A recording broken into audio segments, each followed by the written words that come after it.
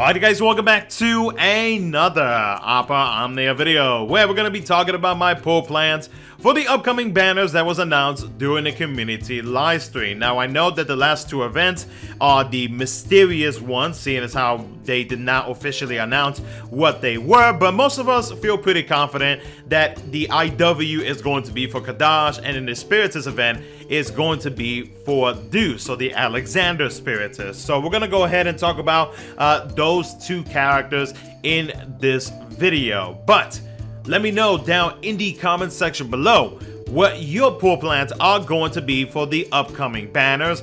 Let me know if you're going to be pulling for any of these characters. Who are you going to be holding off on? Whatever it is, feel free to let me know. And as always, if you guys do enjoy the video, don't forget to hit that like button, subscribe for future content. And with all that being said, let's go ahead and first talk about our next newest character dropping to global, which is going to be Selh'teus. Now Selh'teus is a strong support DPS. He provides a lot of ores, and I mean a lot of ores, and his damage output is very, very good. So when it comes to the ores, I'm not going to go through the entire list because he does provide a very good amount via his buffs, via his overhead, and of course his BT effect. When it comes to his strong AoE damage, it is going to be coming from his LD ability, which deals 10 AoE full HP attacks, and then his change HP command after you use his BT effect deals 11 AoE full HP attack. So when it comes to damage overall, he has you covered on that, and with ores, he has you covered on that. Now when it comes to his FR conditions, they are easy to meet. There was no special effect while his FR is active, which is a bummer, but I mean it is what it is. The FR conditions, they are easy to meet. So the first one, just make sure you're fully healed, and it will increase it by 40%. The second one, which also increases it by 40%, is whenever you use a magic ability. Now his BT effect is where things really start to spice up for Selh'teus, because his BT effect lasts for 8 turns. It does inflict the enemies with a gold frame debuff. Now this debuff lasts for 8 turns. It makes it so that the enemy cannot act whatsoever, so it's basically like a paralysis. It also has an HP poison based on 1% of the target's HP. So, I mean, the more HP they got, the more that HP poison is going to be dealing.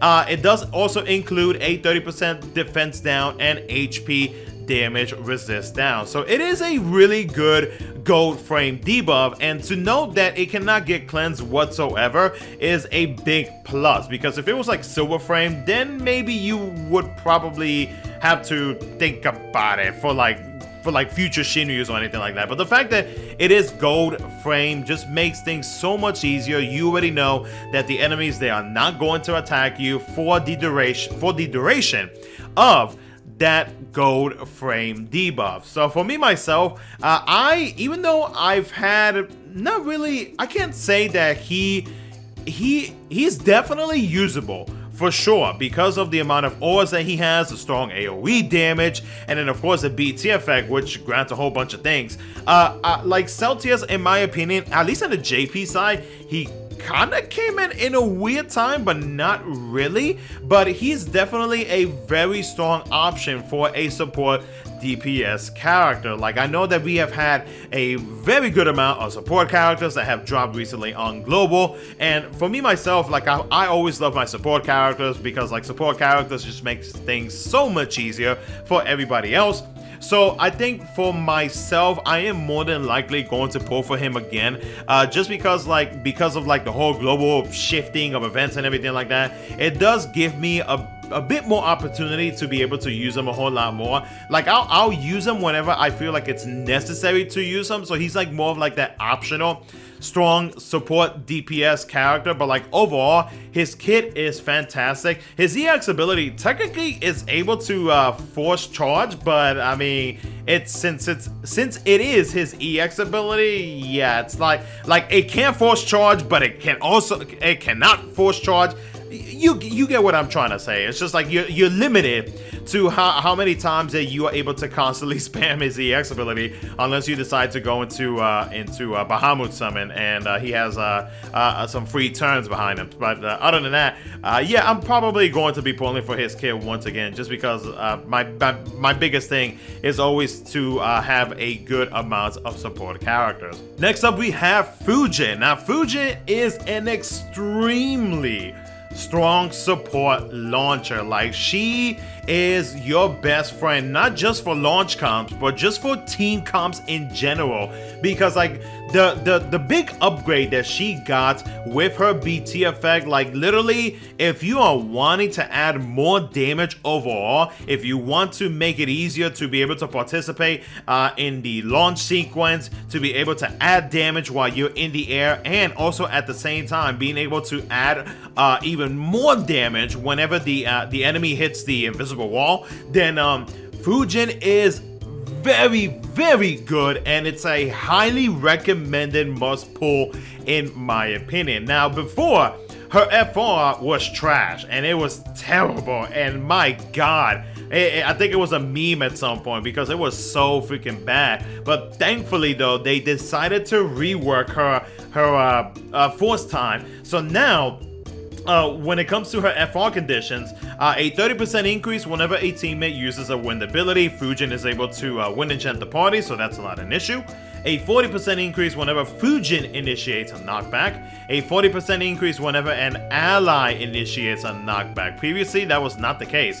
If I remember correctly, I do believe that only herself was able to do that, and also be able to I guess grant that increase in the HP damage bonus. And then the last one is a 20% after turn whenever an enemy is knocked back. Also, the other thing that they added to her FR is that while it is active, the party increases Brave by 10% of the HP damage dealt per turn, and then during a knockback, the party gains a 20% HP damage up and HP damage cap up. So her FR is fixed. Her FR is very much usable. Like, a lot of JP players, including myself, tend to use her FR as the main force time, and you can easily get over 100% to the HP damage bonus, depending on the amount of characters that are force level 50.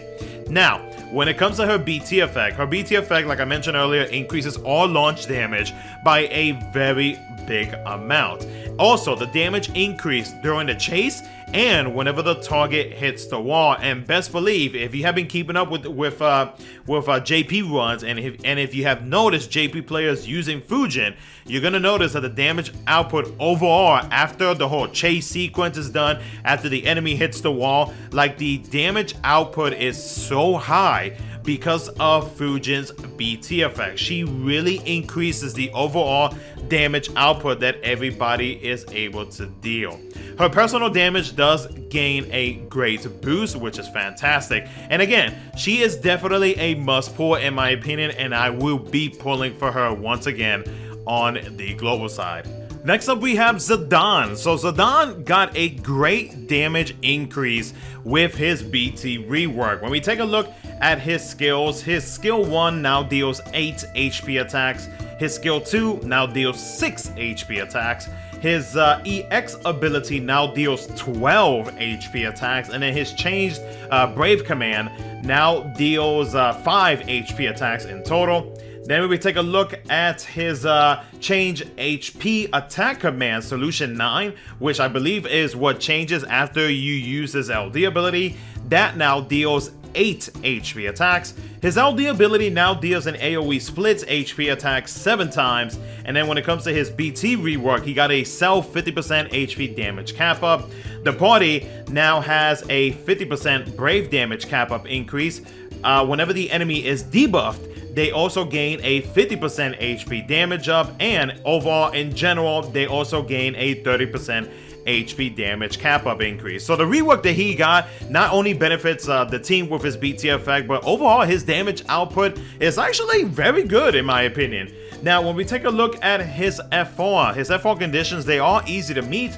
He does gain he does provide a HP damage cap up increase by 20% whenever the enemy has at least one debuff, and Zidane is able to inflict debuffs, so that's not going to be an issue. And then the other one is whenever you break a target or attack a broken target, both conditions increase by 40%. So the conditions are not hard whatsoever to meet, and with the 80% increase, I mean, hey, very good overall increases to the HP damage bonus.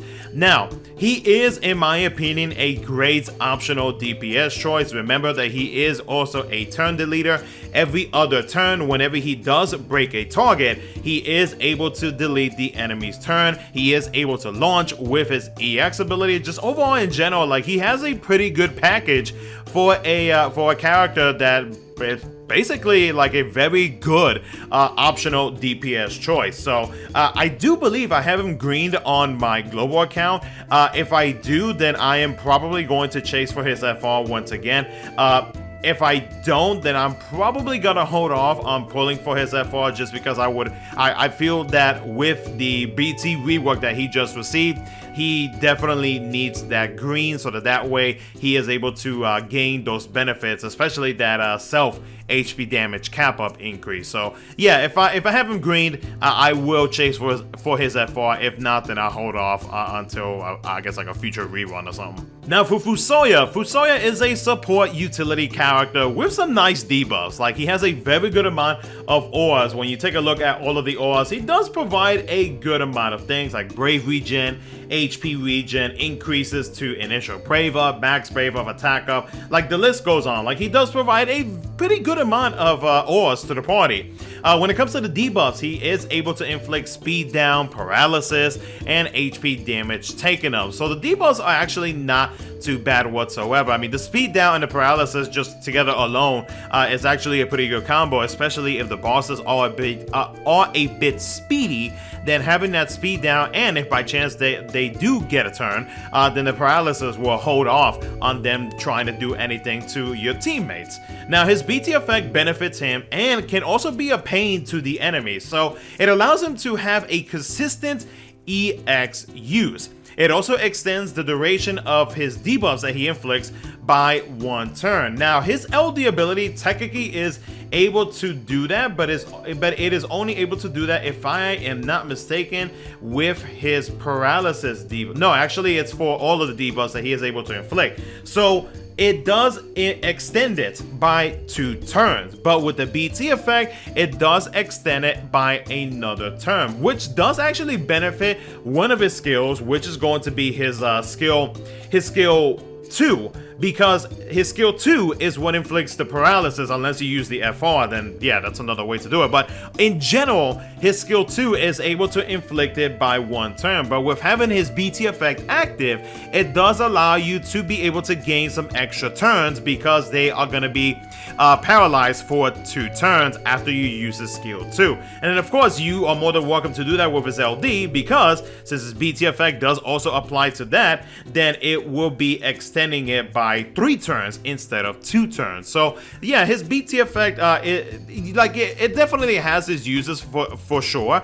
It just depends like how you are going to be using Fusoya. But overall, I do think that Fusoya, he's a good 3rd slot character. Like, he does have some pros that you can potentially benefit from, but I personally am probably going to hold off on chasing for his BT, just because, like, yeah, paralysis and everything it's nice and all, but like, I do have other units. Like, one that comes to mind would be Quistis, who can consistently delay, especially while her BT effect is active, allows everybody to consistently delay. So like, when it comes to like the enemies not having any turns, like I can go about that route. The only time that I could see myself using Fusoya would actually be if, per se, the enemies jump in a turn order, which, if I'm not mistaken, during his Shinryu, the bosses do have some thresholds where they do jump in a turn order, and you gotta make sure that they're paralyzed, or just in general, like, prevent them from not acting whatsoever. And that way you can avoid the fatal attack. But so that would be like the only instance that I can think of right now where I can see Fusoya being a pretty good benefit. But I think as of right now, just having him at FR, which is what I have him at the moment on global, I think is more than enough for myself, and I could just take advantage of his LD and just extend the paralysis if anything. So yeah, I think I'm gonna be holding off on chasing his BT.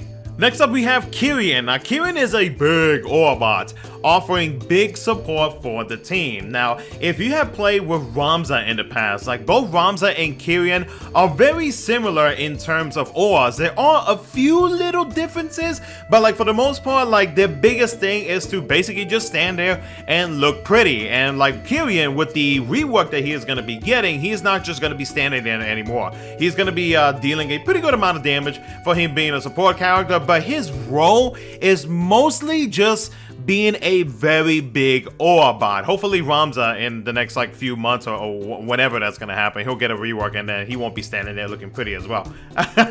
But no, so yeah, Ciaran, big Orbot. Now his great damage upgrade for a support unit is going to be very helpful, but the biggest thing about Ciaran is going to be that he is mostly just gonna be a big Orbot. Now his FR conditions, seeing as how he is going to be getting his FR, they are easy to meet. The first one is to have a leveled buff or an overhead with a leveled amount. So like as long as it has a number on it, then it'll meet the first condition. And then the second one is whenever the party receives Brave Regen, both these two conditions increase by 40%. Also, while his FR is active and whenever Ciaran's overhead is at max stacks of 5, the party receives a 50% HP damage up / HP damage cap up. So overall, I do believe I have Ciaran greened on my global account, and again, seeing as how I love my support characters, I am more than likely going to be chasing for his FR. For those who are curious as to like the rework that he is going to be getting in terms of like HP attacks and whatnot, his skill 2 is now going to be dealing 7 HP attacks with 100% splash after each HP attack. So basically, in a way, it's just full HP damage. His EX ability now deals an AoE full HP attack 7 times. His LD deals an AoE split HP attack 8 times. And then the BT rework that he got, now they added an additional 25% HP damage up and HP damage cap up whenever his overhead stacks are at 5 out of 5. Now let's talk about Kadaj. So Kadaj got good overall, a pretty good damage upgrade. Like when you take a look at her skill 1, it now deals 6 HP attacks with 50% splash. Her counter attack now deals 3 HP attacks, which is nice. Her EX ability now deals an AoE split HP attack 5 times.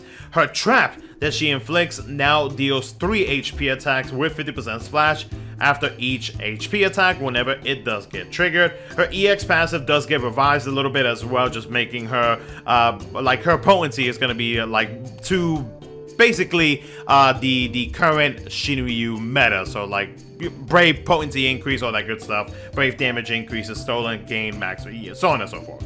Her LD ability, before we talk about that, her LD ability now deals an AoE split HP attack 5 times. Now her change Brave command, charge shot max charge, which is a single target attack, now deals 9 HP attacks. And then her wide shot max charge, which is her change HP command, now deals 5 HP attacks with 100% splash after each HP attack. Now, the FR is actually not that bad. Like, there is a lot to this FR when you really look at it. So, while active, the enemies cannot gain Brave, which is funny because like she is able to inflict a freeze debuff. So like the fact that she has another way of being able to control the enemy's Brave is actually not too bad. Also, it provides the party with Ice Enchant. Now, whenever you are dealing elemental weakness Brave damage, the party gains a 30% HP damage up / HP damage cap up. Now, when it comes to the conditions though, the conditions are more so for off turn. Like on turn, like the most that you can get is 5%. So, which is why I consider this FR to be more so for off-turn increases. So the first one, which was at 5%, is whenever a teammate uses an ice ability, and this also includes off-turn triggers. And then a 50% increase whenever the party avoided an attack once per turn. Now, the whole party avoids an attack is just in general. So long as you are evading, you'll be fine. Also, what is going to help out with this second condition is going to be with her BT effect. So her BT effect basically allows her to trigger her counterattack one more time, and it also provides the party with a 100% evasion up. So like when it comes to meeting that second condition, you don't have to worry about it because like she basically has you covered when it comes to avoiding enemy attacks. So yeah, not a bad FR overall. Like it's not like the greatest thing. I mean, we have had an FR in the past that is able to provide party-wide evasion, and that was with Yuri, but his elements were focused on Holy. So and like funny enough, like he even, I mean, technically he does have a trap debuff as well. So they do have some similarities between both characters, but the thing is though, like Kadaj has counters, he does not. So yeah, overall though, for Kadaj, I am actually considering holding off on pulling for her BT. I may just throw some tickets for the FR just because the FR isn't too bad. But I think in general, like I may just fully skip out on her FR and BT. But if anything, I will probably, I'm probably going to chase for her FR at the minimum if I feel like I need it. Though for the upcoming 6 warrior fight, technically, like I didn't really like. I did actually do a run without Kadaj or Edgar, who is going to be the other character in the other banner.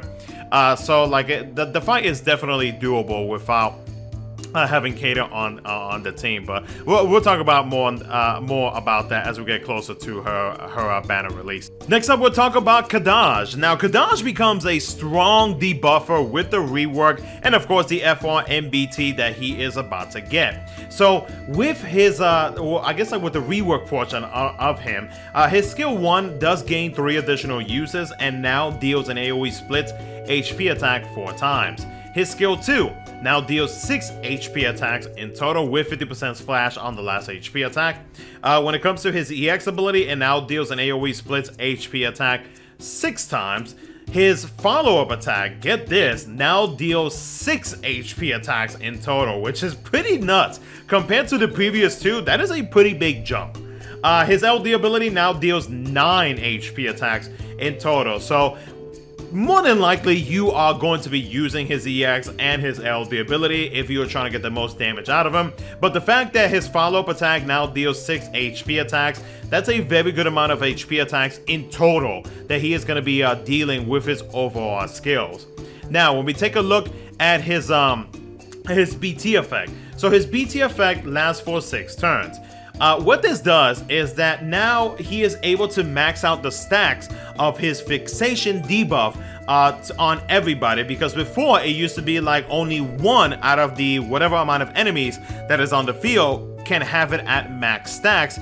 The other ones would be at whatever lower number that it is, right? If I'm not mistaken on that. Also, his fixation stacks do not drop whatsoever, meaning that he is going to have consistent follow-ups on his turns. And speaking of his follow-ups now trigger twice. So on his turn alone, let's say for example, if he uses his LD ability, which deals 9 HP attacks, add another 12 HP attacks to that. That is a very good amount of damage in 1 turn. Not only that, but it now allows him to trigger his follow-up attack on everybody's turn, but it only triggers once. So whatever amount of damage that your teammates deal, just add another 6 HP attacks to the target that you aim for. That is a pretty big jump when it comes to overall damage output for Kadaj. So yeah, Kadaj, best believe, definitely got the juice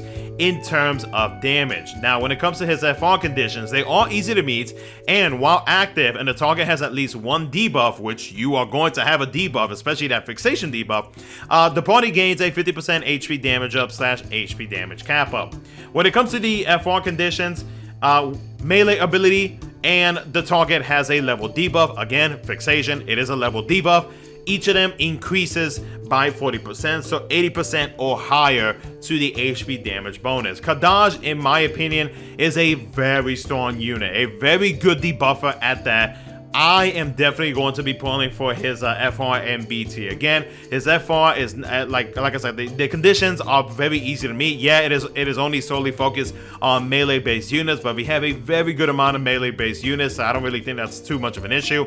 And then the other one, I mean, you are always going to have his fixation debuff active, because you want to be able to trigger the big amount of follow-up attacks that he is going to be granting. So yes, I will be pulling for his FR and BT. He becomes very, very good in my opinion. And finally, we'll talk about Deuce. Now, Deuce is a very good support character. With the rework that she is going to be getting, the FR and the BT especially, like, she actually got a very good amount. So when we take a look at rework, when it comes to her skills, so her skill Uno, her skill 1, now increases party's brave by 100% of all max brave. She is an FR charger. Her skill 2, excuse me, 5 HP attacks in total with 50% splash after each HP attack. Her EX ability gains a 20% recast rate up, which is nice, and now deals an AoE split HP attack 7 times. Her LD ability now deals an AoE full HP attack 7 times. Now, if you take a look at what I personally think is going to be like the biggest thing about her, it is going to be her BT effect, which grants her a follow-up, but that's not the important. Well, technically it is important, because a follow-up is what helps you to grant an awesome buff after the attack. So the follow-up deals an AoE full HP attack 3 times, but the buff that she grants, which it is granted for 1 turn, but taking it her overhead is able to extend that. Let me look it up as to exactly how much it is.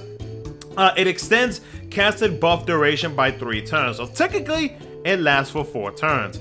This buff basically just gives you a free 20% HP damage up and HP damage cap up. So aside from like everything else that she is offering you, aside from the 30% HP damage cap increase, she is also providing you and constantly providing it to you so that you won't lose it while her BT effect is active, an additional 20% HP damage cap increase. So yeah, for her being a supportive character, being able to do something like that is pretty fire in my opinion. Now, when it comes to her FR conditions, they are easy to meet. The first one is to have the note buff active on your teammates, which, I mean, you more than likely are going to do that.